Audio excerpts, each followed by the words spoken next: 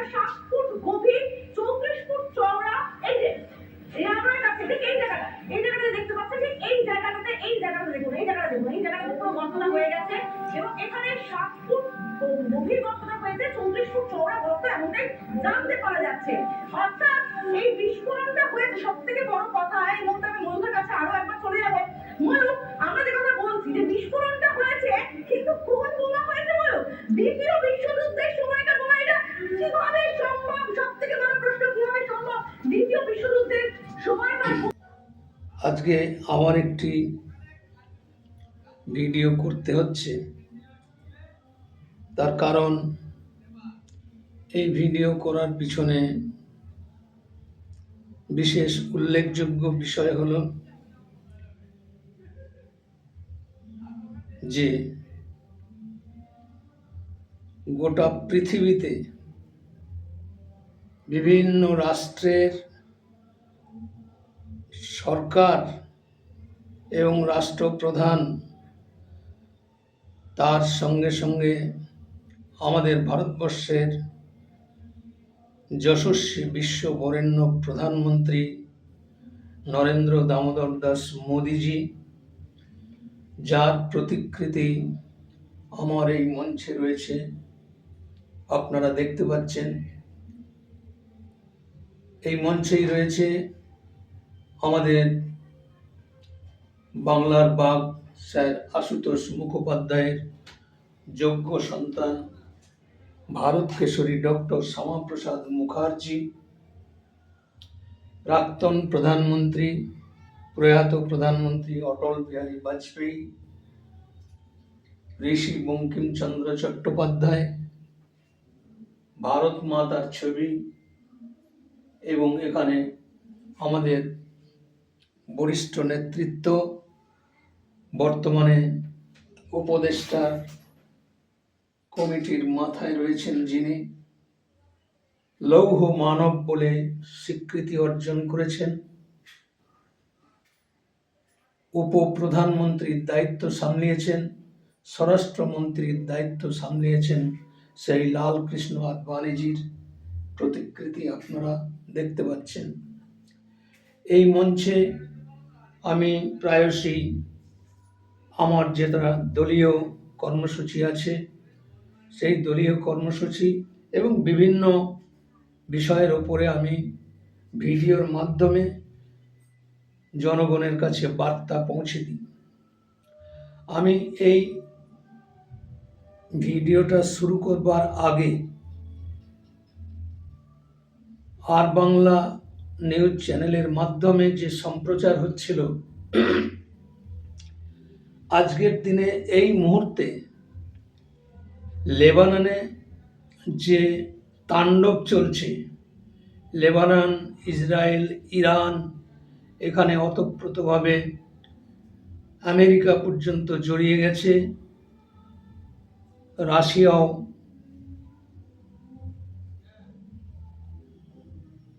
হয়তো আংশিকভাবে ইরানের পাশে দাঁড়িয়েছে, এরকম একটি বার্তা শুনতে পেলাম। জানি না এর ভবিষ্যৎ নির্ণয় কিভাবে হবে। তৃতীয় বিশ্বযুদ্ধের, আমি আগের দিন যে ভিডিও করেছি, তৃতীয় বিশ্বযুদ্ধ যে পরিস্থিতি তৈরি হয়েছে, সেই যুদ্ধ যদি ভয়ঙ্কর রূপ আমরা ইতিমধ্যেই দেখতে পাচ্ছি, সেই তৃতীয় বিশ্বযুদ্ধ লাগলে আমরা কেউ কিন্তু রেহাই পাব না। আমাদের প্রধানমন্ত্রী যথেষ্ট বিচক্ষণ এবং একজন সফল রাষ্ট্রনেতা। অতীতেও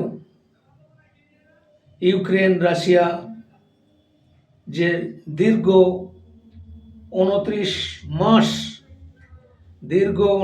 মাস ধরে রাশিয়া ইউক্রেনের যুদ্ধ আমরা দেখেছি, বহু মানুষের জীবনহানি ঘটেছে, বহু সম্পদ নয়ছয় হয়েছে, ব্যাপকভাবে তছনছ হয়েছে, দুটি দেশেরই সর্বনাশ হয়েছে। তবুও সেই যুদ্ধের জিগির হয়তো এখনো চলছে। বিগত 29 মাস ধরে যে যুদ্ধের বাতাবরণের মধ্যে দিয়ে এতগুলি দিন গেল, এখনো পর্যন্ত তার রেশ থামেনি। আর নতুন করে এই গত 8 দিন আগে, অর্থাৎ 28শে ফেব্রুয়ারি থেকে 2026-এর 28শে ফেব্রুয়ারি থেকে এই ইরান ইসরায়েল যে যুদ্ধ শুরু হয়েছে, এই যুদ্ধে ইতিমধ্যেই গতকাল পর্যন্ত হতাহতের সংখ্যা প্রায় 4000-এর কাছাকাছি। তার পরবর্তীকালে তো কন্টিনিউ চলছে যুদ্ধের এই যে বোমা বিস্ফোরণ, মিসাইল দাগ, যে ড্রোন হামলা থেকে আরম্ভ করে অত্যাধুনিক যে যুদ্ধাস্ত্রকে প্রয়োগ করে এই যুদ্ধটা চলছে। এই যুদ্ধের যে বিনাশ কাণ্ড চলছে, এর শেষ কোথায় আমরা কেউই জানি না। কোনো পক্ষই মাথা নত করতে রাজি নয়। এদিকে ইরান, সে বলছে আমি শেষ দেখে ছাড়বো, এদিকে ইসরায়েল বলছে আমিও শেষ দেখে ছাড়বো। শেষ মানে কিসের শেষ? এই যে জঙ্গিবাদ, এই যে সারা পৃথিবী জুড়ে জঙ্গিদের যে দাপট, তাদের যে কার্যকলাপ, ধ্বংসলীলা তারা চালায়, তাদেরকে নিকেশ করার জন্যে ইসরায়েল এবং ভারত, আমেরিকা আরও অন্যান্য রাষ্ট্রনায়করা অতীতে অনেক আলাপ আলোচনা করেছেন এবং সেই জঙ্গি নিকেশ করার যে সংকল্প, সেই অনুযায়ী ইসরায়েল কঠোরভাবে ইউক্রেনের আর রাশিয়ার যুদ্ধে যে হামাসের যে ডেরা, সেই হামাসের ডেরায় ব্যাপকভাবে আক্রমণ চালিয়ে সেই জঙ্গিদের জঙ্গি ঘাঁটি গুড়িয়ে তছনছ করে দিয়েছে ইসরায়েল। ইসরায়েল আজকে সারা বিশ্বের মানচিত্রে এমন একটি দেশ হিসেবে আত্মপ্রকাশ করেছে, যাদের অতীতের ইতিহাস আমি আজকে আমার এই বক্তব্যের মাধ্যমে তুলে ধরতে চাই। 1995-96 সালের তৎকালীন যে পরিস্থিতি ছিল, সেখানে ইসরায়েল সম্পর্কে একটা উদাহরণ দেয়া হতো যে একটি 29 লক্ষ জনগণের একটি দেশ, যার নাম ইসরায়েল, মূলত ইহুদিদের দেশ বলে পরিচিত। সেই ইহুদিরা কিন্তু অত্যাচারিত হয়ে দেশ থেকে পলায়ন করে বিভিন্ন রাষ্ট্রে তারা আশ্রয় নিয়েছিল। তাদের উপরে যে প্যালেস্তাইনি হামলা, আরও আরব কান্ট্রির প্রায় 20টি দেশ সেই ইসরায়েলের উপরে আক্রমণ করেছিল। তখন তো এত অত্যাধুনিক আগ্নেয় অস্ত্র বা যুদ্ধাস্ত্র ছিল না, কিন্তু মানুষের দ্বারা সৃষ্টি আক্রমণ, তারা দেশ ছাড়তে বাধ্য হয়েছিল। এবং দীর্ঘদিন কথিত আছে এই ভারতবর্ষেও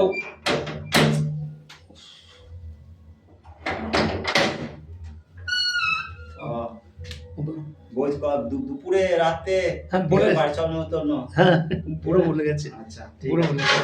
ঠিক আছে, ঠিক আছে। ভূপেন বলবেন, ও দুপুরে রাত্রে নিমন্ত্রণ কথা বলতেন। যাই হোক, তো ইহুদিরা তাদের উপরে যে অত্যাচার হয়েছে, সেই অত্যাচারের যোগ্য জবাব দেওয়ার জন্যে তারা ব্যাপকভাবে নিজের দেশে ফিরে গেছে এবং ইসরায়েলের সমস্ত জনগণ প্রশিক্ষণ নিয়েছে কিসের ওপরে? যে উক্ত রাষ্ট্রের সেনাবাহিনীতে গোটা দেশের সমস্ত নাগরিককে দেশের জন্য কাজ করতে হবে। দেশের যত মানুষ আছে সমস্ত মানুষকে সেনাবাহিনীর যুদ্ধের এবং সেনাবাহিনীদের যে ট্রেনিং, সেই ট্রেনিং কিন্তু প্রতিটি নাগরিককে নিতে বাধ্য করা হয়েছে এবং তারা নিয়েছে। আর তারা সারা বছরে একটাই উৎসব পালন করে, সেটা হচ্ছে দেশে ফিরে যাওয়ার যে দিন, সেই দেশে ফিরে যাওয়ার দিনের একটাই উৎসব। আর সারা বছর ধরে প্রতিটি নাগরিক দেশের জন্য কাজ করে চলেছে। সেই 29 লক্ষ ইহুদিদের দেশকে তৎকালীন সময়ের 20 কোটি আরব কান্ট্রির 20টি দেশ নানা রকমভাবে তাদের হেনস্থা করবার চেষ্টা করেছে, তাদেরকে হত্যা করেছে অনেক অংশে। কিন্তু তাদের যে দেশের প্রতি আনুগত্য, দেশ ও মাতৃকার প্রতি যে তাদের আনুগত্য, তারা প্রতিটি নাগরিক এমন শিক্ষায় শিক্ষিত হয়েছেন এবং সেনাবাহিনীর যে ট্রেনিং, সেই ট্রেনিং কঠোরভাবে তারা সেই শিক্ষা নিয়েছে। আর নিজের দেশকে সুরক্ষিত রাখবার সংকল্প নিয়ে তারা তিলে তিলে দেশকে রক্ষা করেছে। দেশের প্রতি আনুগত্য, দেশের পরম্পরা এবং দেশের মানুষের প্রতি সহানুভূতি কি জিনিস, সেটা ইসরায়েলের থেকে দেখে শিখতে হবে।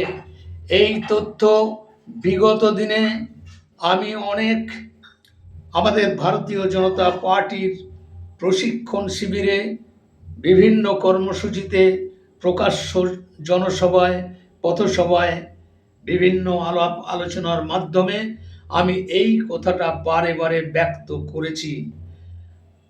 ওই সময় তো আমার হাতে এই ধরনের মোবাইল, আজকে যে মোবাইলে আমি ভিডিওটা করছি, এই মোবাইল তো ছিল না।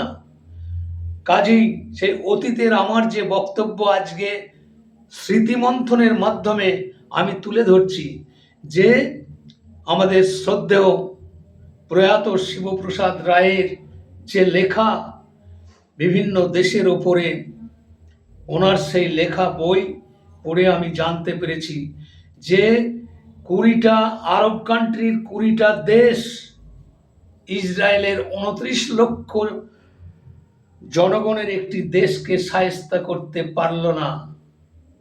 বারে বারে হতাশা হয়েছে, বারে বারে হতাশ হয়ে ফিরে এসেছে ইসরায়েলের সঙ্গে টক্কর নিতে, কিন্তু ইসরায়েলকে টক্কর নিয়ে তারা শায়েস্তা করতে পারেনি। এটা হচ্ছে বাস্তব সত্য ইতিহাস। আর আজকের দিনে আমার ভারতবর্ষের জনগণ 140 কোটি জনগণের একটি বৃহৎ দেশ,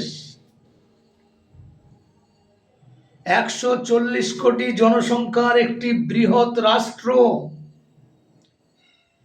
যার এত সম্পদ, এত আগ্নেয়াস্ত্র, এত প্রতিরক্ষা বিভাগের সাজ সরঞ্জাম। আপনারা প্রতিটি 26 জানুয়ারিতে যে প্রদর্শন হয়, সেই প্রদর্শনীর মাধ্যমে আপনারা দেখেছেন ভারতবর্ষের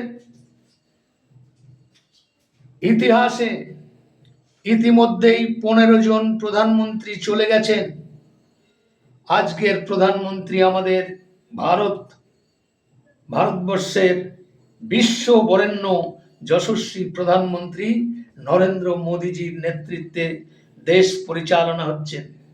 তাই যথেষ্ট দক্ষতার সঙ্গে এবং বুদ্ধিমত্তার মাধ্যমে ওনার ক্যাবিনেটের সমস্ত মন্ত্রিমণ্ডলী এক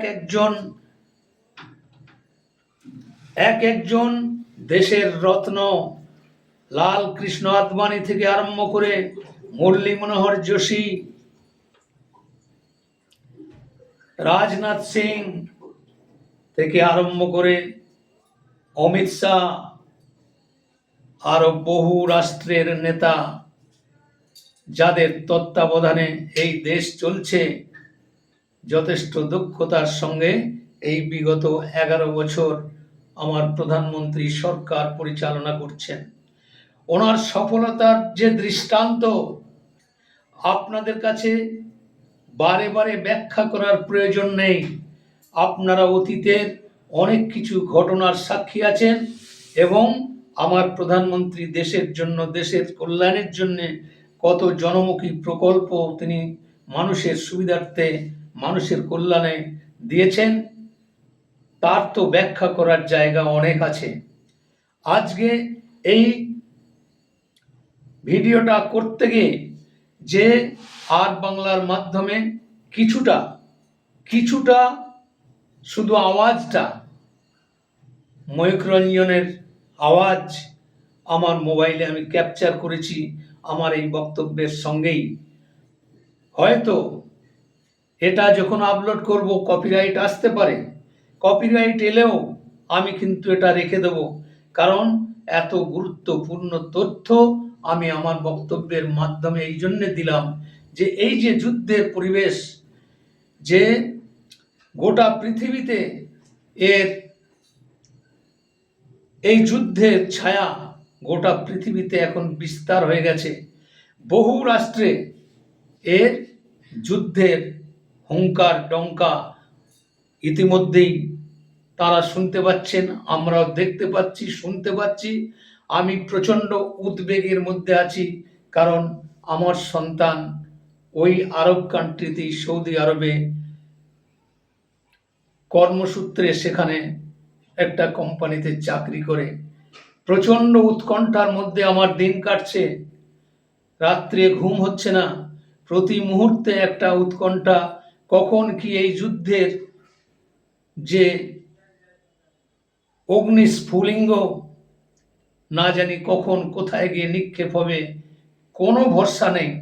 এই একটু আগে যে দেখলাম লেবাননের মধ্যে যে বিস্ফোরণ ঘটছে, ইসরায়েলে একসঙ্গে 400 মিসাইল অ্যাটাক, তার যে র্যাডার, লৌহ কপাট যে ব্যবস্থা ইসরায়েলের আছে তাকে প্রতিহত করবার যে ব্যবস্থা, এগুলো আমরা চোখে দেখতে পাচ্ছি। আমাদের ভারতবর্ষেও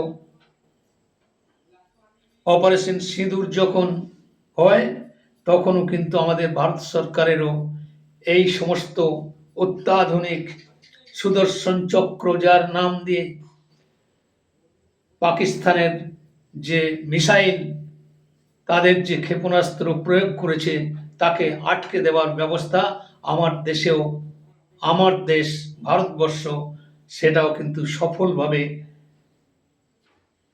সেই পরিস্থিতি থেকে উত্তীর্ণ হয়েছে। এই দৃশ্য আপনারা জানেন।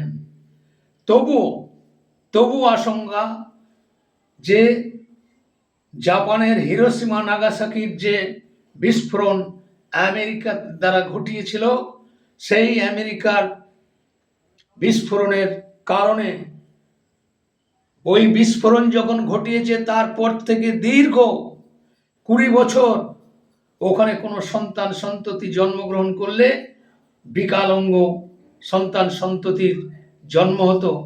একটা বিভীষিকা পরিস্থিতির সৃষ্টি হয়েছিল হিরোশিমার নাগাসাকির যে বিস্ফোরণ।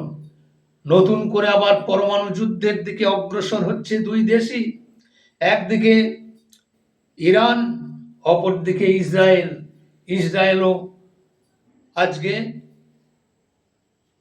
1 কোটি জনসংখ্যার একটি দেশ। ভাবুন, আজকে 1 কোটি জনসংখ্যার একটি দেশ ইসরায়েল, এই রকম ইরান, তার সঙ্গে আরো শক্তিশালী সমস্ত বেশ কিছু ইসলামিক কান্ট্রি, তাদের সঙ্গে সমানে পাল্লা দিয়ে এই যুদ্ধে অবতীর্ণ হয়ে তাদের সমুচিত জবাব দিচ্ছে। ওনারও ক্ষতি হচ্ছে, ইসরায়েলেরও ক্ষতি হচ্ছে, অন্যান্য রাষ্ট্রেও ব্যাপক ক্ষতির সম্মুখীন তারা হয়েছে। এই যে জেদ, এই যে যুদ্ধের পরিস্থিতির মধ্যে দিয়ে আমাদেরকে চলতে হচ্ছে, জানি না আমাদের ভারতবর্ষেও এর আঁচ এসে পড়বে কিনা, সেটা সময়ই বলবে। তো আজকে আমি এর সঙ্গে আমাদের ভারতবর্ষের, আমাদের গত কয়েকদিনের ঘটনার একটু বিবরণ দিতে চাই, যেটা হচ্ছে দোলের দিন আপনারা মোবাইলের মাধ্যমে, দূরদর্শনের মাধ্যমে আপনারা এগুলো দেখেছেন, উপলব্ধি করেছেন। দিল্লিতে একটি 11 বছরের কন্যা, শিশু কন্যা, সে দোল খেলার জন্যে বেলুনে একটু রং ভরে, বাচ্চার যেটা অবচেতন মনের চাহিদা, সেই মতো সে একটি ছাদ থেকে একটি রং ভর্তি বেলুন নিক্ষেপ করে। বাই চান্স সেটা একটি বোরখা পরিহিত মুসলিম মহিলার গায়ে গিয়ে পড়ে, তার গায়ে রং লেগে যায়, সেই বোরখা রং লেগে যায়। আর ওই মহিলা সঙ্গে সঙ্গে তার প্রতিবেশী যারা আছে এবং তাদের ভাই, কাকা, দাদা, আত্মীয় স্বজন আছে, তাদেরকে খবর দেয় এবং নিমেষের মধ্যে 40-50 জন মানুষ, সবকটা মুসলমান, তারা হাজির হয়। হাজির হয়ে ওই মেয়েটি তো বাচ্চা মেয়ে, এই ঘটনা পর্যবেক্ষণ করতে তার কাকার ছেলে, তরুণ নাম ছেলেটির, আপনারা দেখেছেন মোবাইলের মাধ্যমে, দূরদর্শনে দেখেছেন। ওই ছেলেটিকে এই 40-50 জন মুসলমান যুবক, শুধু যুবক নয়, বয়স্ক মহিলারা পর্যন্ত এমনভাবে আক্রমণ করেছে, ওই যুবকটির মৃত্যু হয়েছে। আমি প্রশ্ন করতে চাই, তথাকথিত সুডো সেকুলারিজমে বিশ্বাসী, অর্থাৎ ধর্ম নিরপেক্ষবাদী দেশদ্রোহী শয়তানদের কাছে প্রশ্ন রাখতে চাই যে সব মুসলমান খারাপ নয়। সব মুসলমান খারাপ নয় বলে তারা তেল মেরে বিবৃতি দেন, আর এই অন্যায়ের সপক্ষে তারা সাফাই দিতে থাকেন। সেই সমস্ত ব্যক্তিদের উদ্দেশ্যে, রাজনৈতিক নেতাদের উদ্দেশ্যে আমার বার্তা, যে কোথায় গেল সব মুসলমান খারাপ নয় তো বুঝলাম। উক্ত ঘটনার পরে কমেন্টে হাজার হাজার মুসলিম তারা কমেন্টে লিখেছেন, বেশ হয়েছে, ঠিক হয়েছে, হিন্দুদের এভাবেই মারা উচিত। এই ধরনের কমেন্টের মাধ্যমে তাদের বিচারধারাকে প্রকাশ করেছে। আর পাঁচাটা কুত্তা, ধর্মনিরপেক্ষবাদী কুত্তারা এইগুলোকে আড়াল করবার জন্যে শাক দিয়ে মাছ ঢাকার মতো প্রবণতা তৈরি করে তারা নোংরা রাজনীতি করছে। আর এর রিয়াকশন কি দেখা গেল? ওই ছেলেটার তো জীবন চলে গেল। রাষ্ট্রীয় স্বয়ংসেবক সংঘ এবং বজরং দল এই ঘটনায় তীব্র নিন্দা এবং উক্ত যারা এই কাণ্ড ঘটিয়েছে তাদের বাড়ি ঘর দোর, গাড়ি ঘোড়া সমস্ত ভাঙচুর করবার জন্য তারা অগ্রসর যখন হয়েছে, তখন তারা বাড়ি ছেড়ে পলায়ন করেছে। কেন পলায়ন করেছেন? বিশ্বের মুসলিম এক হও, ইসলামের জয়ধ্বনি দিয়ে নারায়ে তাকবীর করে আওয়াজ দূরে তরোয়াল নিয়ে হিন্দু নিধন যজ্ঞে যারা মত্ত থাকেন, আজকে পালিয়ে গেলেন কি জন্যে? এবং ওখানকার স্থানীয় থানায় টাইম দেওয়া হয়েছে, 24 ঘন্টার মধ্যে তাদের যদি উপযুক্ত শাস্তির ব্যবস্থা না হয়, তাহলে উক্ত পরিবারের যে বাড়ি ঘর দোর আছে বুলডোজার দিয়ে ধূলিসাৎ করে দেবার কথা বলা হয়েছে। এবার বুঝতে পারছেন, শাশ্বত সনাতন ধর্মের মানুষ তারা চুপচাপ থাকে।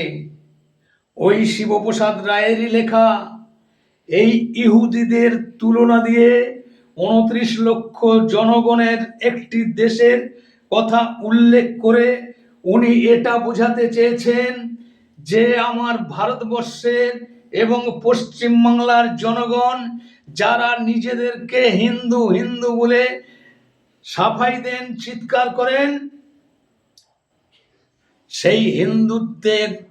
সেই হিন্দুদের যে সিংহ গর্জন, একটা ঘুমন্ত সিংহের সঙ্গে হিন্দু জাতির তুলনা করেছেন প্রয়াত শিবপ্রসাদ রায়। সেই উক্তির সত্যতা আজকে প্রমাণ হচ্ছে। দিল্লিতে হিন্দু জেগেছে, আজ পশ্চিমবাংলাতেও এই সরকার পরিবর্তনের ডাক দিয়ে আজকে পরিবর্তন সংকল্প যাত্রা চলছে। এই পরিবর্তন সংকল্প যাত্রাকেও বাধা দিয়ে বিভিন্ন জায়গায় তৃণমূলী গুন্ডারা, তার সঙ্গে পুলিশ ডাইরেক্ট বনগাঁয়ে যে পরিবর্তন সংকল্প যাত্রার যে রথ এবং ভারতীয় জনতা পার্টির কার্যকর্তাদের উপরে নির্বিচারে লাঠি চালিয়ে, লাথি, কিল, ঘুষি, ইট পাটকেল ছুঁড়ে এই তৃণমূলের হারমাদরা, তার সঙ্গে পুলিশি হারমাদ, তাদের যৌথ উদ্যোগে এই পরিবর্তন সংকল্প যাত্রাকে প্রতিরোধ করার চেষ্টা করা হচ্ছে। কিসের ভয়? শুধু বনগাঁয়ে ঘটেছে এরকম নয়, এরকম বহু জায়গায় ঘটেছে। পাল্টা মারের ব্যবস্থাও কিন্তু বিজেপি করেছে। কুকুরের মতো পালাতে পথ পায়নি, এরকম দৃশ্য আপনারা দেখেছেন। তাই বিজেপি রুখে দাঁড়িয়েছে। আজকে পরিবর্তন যাত্রায় আমারও যাওয়ার কথা ছিল, কিন্তু আমি যেতে পারিনি। আমার মনের মধ্যে যে যন্ত্রণা, আমার সন্তান বিদেশে পড়ে রয়েছে, এই যুদ্ধ বিগ্রহ চলছে, সেই জন্যে আমার যাওয়ার মতো মানসিক দিক দিয়ে আমি দুর্বল হয়ে পড়েছি। তাই আমি এই ভিডিওর মাধ্যমে আমি ব্যক্ত করতে চাই যে পরিবর্তন যাত্রাকে আটকে দেওয়ার জন্যে এই নোংরা রাজনীতির খেলা খেলে একটা দাঙ্গা বাঁধিয়ে দিয়ে 2026-এর ভোট বৈতরণী পার হবার সংকল্প নিয়েছে। আমি বিশেষভাবে উল্লেখ করতে চাই, এই রাজ্যের মুখ্যমন্ত্রীকে ধিক্কার জানাই, ঘৃণাবোধ হয় তার এই আচরণের জন্য। কি আচরণ? উনি একজন সংসদীয় গণতন্ত্রের রীতিনীতিকে মান্যতা দিয়ে উনি একজন সাংবিধানিক প্রধান হিসেবে রাজ্যের মুখ্যমন্ত্রীর দায়িত্ব সামলাচ্ছেন। আর এই রাজ্যে পূর্ব নির্ধারিত কর্মসূচি আমাদের ভারতবর্ষের 1 নম্বর ব্যক্তি রাষ্ট্রপতি মহোদয়া, আমাদের রাষ্ট্রপতি মহোদয়ার পূর্ব নির্ধারিত কর্মসূচি ছিল শিলিগুড়িতে। সেই কর্মসূচি যাতে সফলভাবে পালন করতে না পারে তার জন্য বারে বারে স্থান পরিবর্তন করে ওনাকে মিটিং করতে দেওয়া হয়নি। পূর্ব নির্ধারিত যে জায়গায় হবার কথা ছিল সেখানে মিটিং করতে দেওয়া হয়নি। এমন একটা জায়গায় ওনার আদিবাসী সমাজের মানুষদের জন্য বিশেষ একটা অনুষ্ঠানের আয়োজন করা হয়েছিল, উনি কিন্তু সেই বিশেষ অনুষ্ঠান সঠিকভাবে পালন করতে পারেননি। ধিক্কার এই কারণে জানাচ্ছি যে একজন সাংবিধানিক প্রধান হয়ে তার যে প্রতিটি পদে পদে প্রোটোকলের কথা বলেন, উনি কোন প্রোটোকলটা মানলেন? রাষ্ট্রপতি এলে, প্রধানমন্ত্রী এলে, স্বরাষ্ট্রমন্ত্রী এলে যে রাজ্য সরকার থাকে সেই রাজ্য সরকারের ক্যাবিনেট মন্ত্রী বা যে কোনো অভিজ্ঞ মন্ত্রী গিয়ে তাদেরকে অভ্যর্থনা জানানোর এটা দীর্ঘদিনের সাংবিধানিক রীতি। কিন্তু মুখ্যমন্ত্রী মমতা বন্দ্যোপাধ্যায় সেই সৌজন্য বোধ তো ওনার নেই। উনি তো এতটাই নিম্ন রুচিপূর্ণ একজন মুখ্যমন্ত্রী সারা ভারতবর্ষে বিরল। উনি যাবেন কি করে? উনি আবার সাফাই দিচ্ছেন উনি সাফাই দিচ্ছেন। এর আগেও রাষ্ট্রপতি মহোদয়াকে নিয়ে তার শরীরের রং নিয়ে কটাক্ষ করেছেন। ওনার দলের মন্ত্রীরা নানা রকমভাবে কটূক্তি করছেন এই শাসক দল তৃণমূল কংগ্রেসের নেতা নেত্রীরা। আর ওনার দলের আর এক এমপি মহুয়া মৈত্র, কাল দেখছিলাম মোবাইলে যে যারা তৃণমূল করবে না তারা নাকি বাঙালি বলে তাদের বিবেচনায় রাখা হবে না, যারা তৃণমূল করবে তারাই শুধু বাঙালি বলে উনি স্বীকৃতি দিচ্ছেন। এত নিম্ন রুচির, উনি নিজেও তো একজন বাঙালি, উনিও তো এই বাঙালির ভোটের দ্বারাই নির্বাচিত হয়ে উনি সংসদে গেছেন। ওনার কথা কি বলবো, এত ঘৃণ্য জঘন্য ওনার প্রবৃত্তি। উনি পার্লামেন্টের পাসওয়ার্ড পর্যন্ত বিদেশের হাতে তুলে দিয়ে সেখান থেকে উপঢৌকন, নানা ধরনের জুতো থেকে আরম্ভ করে উপঢৌকন নিয়ে দেশের অভ্যন্তরীণ বিষয় বিদেশি শক্তিরা যাতে পেয়ে যায় এবং তারা নাক গলাতে পারে তার ব্যবস্থা করেছেন। এই হচ্ছেন তৃণমূল কংগ্রেসের লোকসভার এমপির চরিত্র। আর মুখ্যমন্ত্রী মমতা বন্দ্যোপাধ্যায়, উনি আজকে এতটাই সারা পৃথিবীতে, ভারতবর্ষের বিভিন্ন রাজ্যে অবিজেপি সরকারও তো আছে, আরও রাজ্যে বিজেপি শাসিত 23টা রাজ্য সরকার চলছে, আরও বেশ কিছু রাজ্য আছে যেখানে অবিজেপির সরকার দ্বারা পরিচালিত হচ্ছে। আর কোনো রাজ্যে তো এই ধরনের নোংরা আচরণ করতে দেখা যায়নি, কোনোদিন শোনা যায়নি।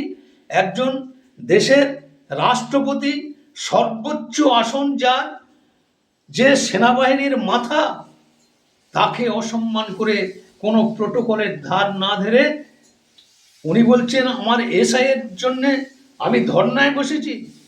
ধর্নায় বসেছে, আপনি ধর্নায় বসেছেন, আপনার ক্যাবিনেটের তো অনেক মন্ত্রী, আপনার সহপাঠী, আপনার অনেক নেতা মন্ত্রী রয়েছে, তাদের তো কাউকে আপনি পাঠাতে পারতেন, অন্তত সাধারণ সৌজন্য বোধের জন্য এবং সাংবিধানিক পরিকাঠামোকে মর্যাদা দেওয়ার জন্যে আপনার পাঠানোর নৈতিক দায়িত্বের মধ্যে পড়ে।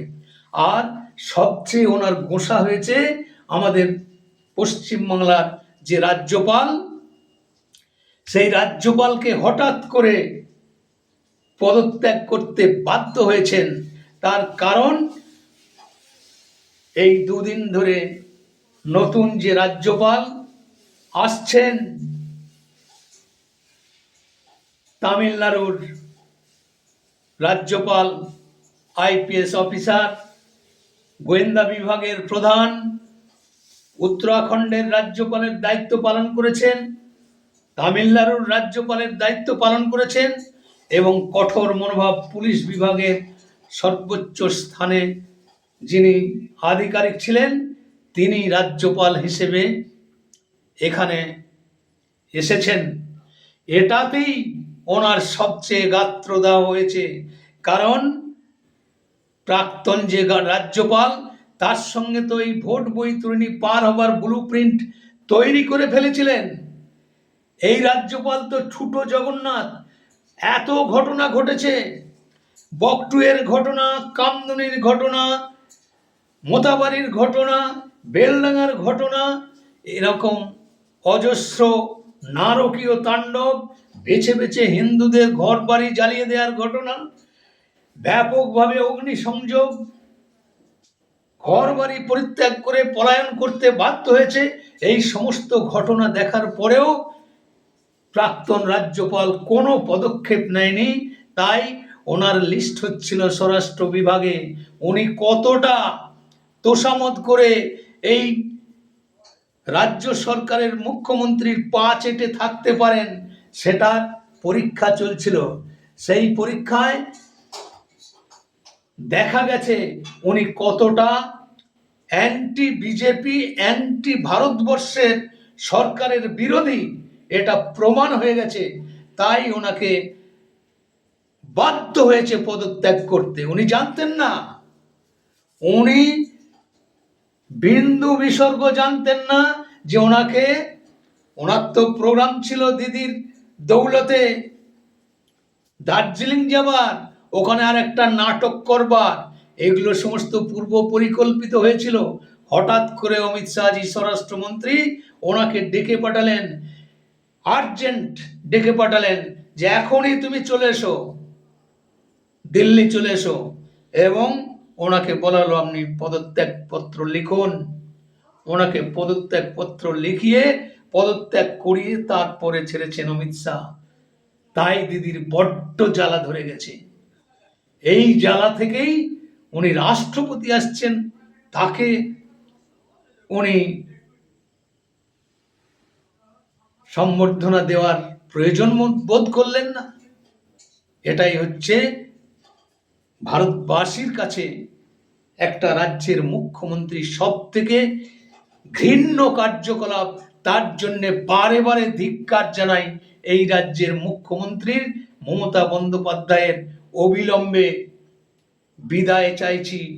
আর এই পরিবর্তন সংকল্প যাত্রার পর উনি বুঝে গেছেন যে আমার থাকবার আর কোনো জায়গা নেই। উনি এত পাপ, অকর্ম, কুকর্মে, চুরি জোচ্চুরি থেকে আরম্ভ করে সমস্ত সীমা উনি ছাপিয়ে চলে গেছেন। তাই 2026-এর এই বিধানসভা নির্বাচনে সমস্ত শাশ্বত সনাতনী হিন্দুদেরকে যারা তৃণমূল করছেন, আমার কণ্ঠস্বর শুনতে পাবেন এই বক্তব্যের মাধ্যমে। আমি তাদেরকেও করজোরে মিনতি করব যে অনেক হয়েছে, অনেক পাপের সাক্ষী আপনারা, তারপরেও এইবার নির্বাচনে আপনারাও ঢেলে ভারতীয় জনতা পার্টিকে ভোট দিন। ভোট দিয়ে একটা ডবল ইঞ্জিনের সরকার আনুন। তাহলেই আমাদের সংকল্পপত্র তো অতীতে প্রকাশ করেছি, আমরা সেই ইশতেহারে যা উল্লেখ আছে সেটা সফলভাবে যাতে পালন হয়, তার জন্যে আমাদের ভারতীয় জনতা পার্টির কর্ণধার যারা আছেন তারা অঙ্গীকারবদ্ধ। তাই পরিশেষে সকলকে আহ্বান করব, ভারতীয় জনতা পার্টিকে পদ্মফুল চিহ্নে ভোট দিয়ে বিপুলভাবে জয়যুক্ত করুন। এই তোষণবাজ, দুর্নীতিগ্রস্ত, অপশাসনের কাণ্ডারি এই মুখ্যমন্ত্রীর আমরা বিদায় চাই। এই বলে আমার বক্তব্য শেষ করছি। বন্দে মাতরম। ভারত মাতা কি জয়।